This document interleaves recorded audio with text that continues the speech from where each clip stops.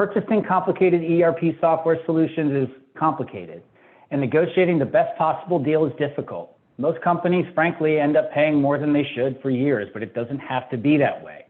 Ernie, how can manufacturers and distributors maximize the value of their ERP software dollar, and how do they go about getting the best software deal?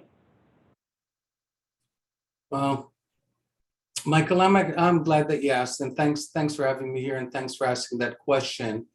When we think about how to answer the question that you asked, we really have to focus our attention on the issue of the negotiation.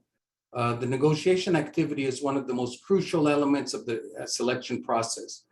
Over the years, we've seen many companies fail to effectively negotiate, and they end up paying for years, underscoping the project, leading them to change orders or insufficient results, or conversely, forcing the use of junior level or offshore resources from the implementation partner so that they can maintain margins and they can stay in the game. From a negotiating standpoint, the software and services companies, negotiate these contracts all the time. It is not unusual for me to meet a legal team from a client, from a publisher that is at the same time working on 5-6 different contracts. This is what they do all day.